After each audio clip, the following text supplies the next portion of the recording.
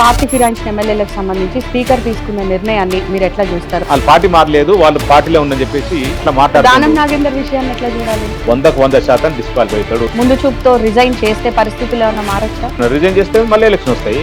Overall గా GHMC పరిధిలో చూసుకుంటే కాంగ్రెస్ కొంచెం పట్టు బిగిస్తున్నటువంటి పరిస్థితి. యోగిత గారు, మీరు సీనియర్ జర్నలిస్టులు, నిజంగా మీ గుండె మీద చేసుకుని చెప్పండి.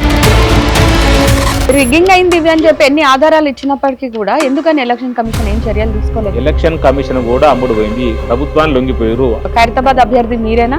100% నాకు కేసీఆర్ గారు చెప్పడం జరిగింది. ఒకవేళ మీరు కాకుండా వేరే ఎవరికైనా ఆ సీట్ ఇస్తే గనక మీరు పార్టీలో ఉంటారా ఉండరా? ఇప్పుడు దానం నాగేంద్ర 2 సార్లు ఇచ్చారు, ఎక్కడ పోయిన పార్టీలో ఇవ్వలేదు. ఇటు చింతల రామచంద్రారెడ్డి, ఇటు దానం నాగేంద్ర ఇద్దరు కూడా బలమైన నేతలే.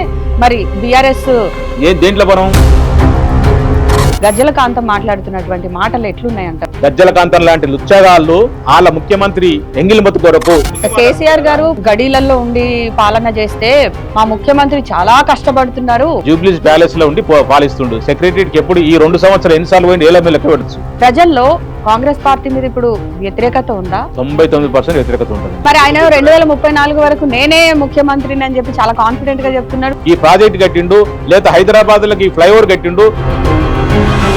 పాలమూరు ప్రాజెక్టు విషయంలో అసలు తప్పెవరిది? ఎందుకని మీ హయాంలో ప్రాజెక్టు పూర్తి చేయలేకపోయారు? 90% పూర్తి అయిపోయింది. 1000 కోట్ల రూపాయలు ఖర్చు పెట్టి ఆల్రెడీ ఒక పంపు కూడా ఓపెన్ చేయడం ఉంది. దాని ద్వారా వాటర్ కూడా రావడం జరిగింది. అంటే దక్షిణ తెలంగాణ ప్రాజెక్టులను పక్కన పెట్టేశారు, ఉత్తర తెలంగాణ ప్రాజెక్టులను మాత్రమే పట్టించుకున్నారని చెప్పేసి కాంగ్రెస్ మీ మీద విమర్శలు చేసింది. భీమా కోయిలసారి నెట్టెంపడానికి ఇప్పుడు సక్సెస్ఫుల్ గా లక్షలాది ఎకరాలకు నీళ్లు ఇచ్చినాం. రేవంత్ రెడ్డి మీద విమర్శలు చేస్తోంది చెనాక కొరాట బ్యారేజ్లకు సంబంధించి. ఆయన ప్రారంభించడం తప్ప? మేము కంప్లీట్ చేసిన దాన్ని కొంత మిగిలిన దాన్ని కంప్లీట్ చేసి ఓపెన్ చేయడం తప్పేం కాదు. ప్రజలకు మంచి జరిగేది ఉన్నప్పుడు ఎవరు అకౌంట్ లో వేసుకుంటే ఏంటి? టిఆర్ఎస్ పార్టీ నాయకులకు ఉన్నటువంటి అహంకారమే వాళ్ళని అధికారానికి దూరం చేసింది. అంటే కాంగ్రెస్ ని ఎన్నుకోవడం ప్రజల తప్పే అన్నట్టు మాట్లాడడం సరైందేనా అని నేనేమంటున్నానంటే